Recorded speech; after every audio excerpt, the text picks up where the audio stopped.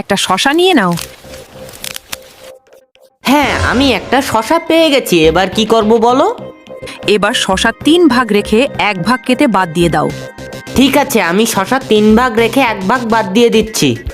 এরপর শশার ভিতরে সব বীজ বের করে নাও। এই চামচের সাহায্যে আমি সব বীজ বের করে নিয়েছি।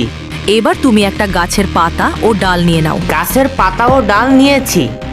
এগুলো নিয়ে আমার মতো একটা নৌকার পাল বানিয়ে নাও। আমি তোমার মতো একটা নৌকার পাল তৈরি করেছি। এবার পালটাকে নৌকার মধ্যে সেট করে নাও। ঠিক আছে, আমি পালটা নৌকার ভিতরে সেট করে নিলাম। এবার নৌকার তলায় একটা ফুটো করো। ঠিক আছে, তোমার কথা মতো আমি একটা নৌকার তলায় ফুটো করে নিলাম। এরপর একটা শ্যাম্পু নিয়ে নাও। আমি একটা শ্যাম্পু নিয়ে নিলাম। এবার কি করব? এবার শ্যাম্পুটাকে ফেনা করো। আমি শ্যাম্পুটাকে ফেনা তৈরি করে নিয়েছি। এবার কিসের ভিতরে দিব এটা? এই ফেনাটাকে নৌকার মধ্যে দিয়ে দাও। আমি ফেনাটা নৌকার ভিতরে ঢুকিয়ে দিলাম। এবার কি হবে? এটা দিয়ে কি হবে আমি তো কিছু বুঝতেই পারছি না। এটা হলো নৌকোর ইঞ্জিন। ও, আমি এবার বুঝতে পেরেছি। ফুটো দিয়ে ফেনা বেরোবে, নৌকা গতিবেগে ছুটবে। দেখো আমার মতো গতিবেগ হয় কি না।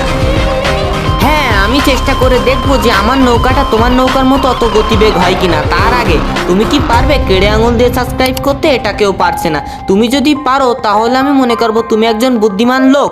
আমার এই নৌকাটা তুমি 10-এ কত দিবে অবশ্যই কমেন্ট করে জানাও।